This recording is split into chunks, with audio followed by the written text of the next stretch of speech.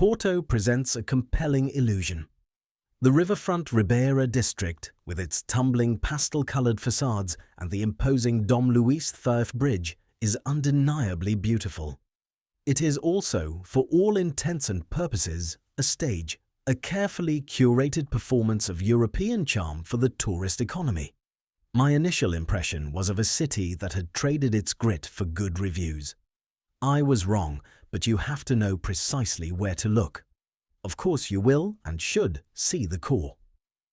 Walk through the São Bento train station to admire the azulejo murals. Go early, before 9 a.m. if you want a moment of peace. You can climb the Clérigos Tower, but the view is often better and certainly less crowded from across the river. These central districts, Ribeira and Bahia Sea, are designed for consumption. They are dense with mediocre restaurants charging a premium for the view and shops selling the same predictable souvenirs. See them as a historical anchor, a starting point from which to escape. Spend an afternoon there, not your entire trip. So, where does Porto actually live?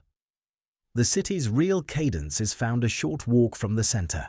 Head west to Feita, particularly along the Rua Miguel Bombarda. This is Porto's art district, but without the pretense. It's a neighborhood of independent galleries, design shops, and cafes where people are genuinely working on laptops, not just taking photos of their coffee. For an even less polished perspective, walk east into Bonfim. This is a residential area, a place of local tascas and quiet streets. It's not designed to be looked at, which is precisely why it's worth seeing. It's the difference between a city that performs for visitors and one that simply is.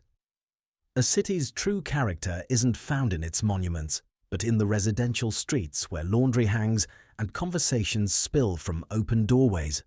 One is a performance, the other is life. The food scene, predictably, follows the same pattern. You'll see the francesinha advertised everywhere. Most are forgettable, tourist bait sandwiches. For the genuine article, a monstrous, perfectly executed stack of meats and cheese in a rich tomato beer sauce, go to Cervejaria Brasão.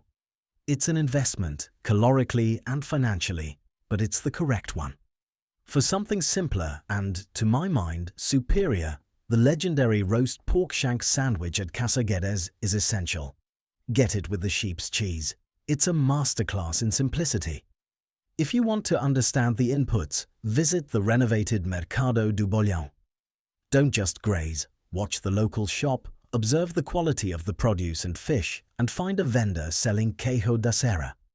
Ultimately, my advice for Porto is straightforward. Sleep and eat outside the historic center.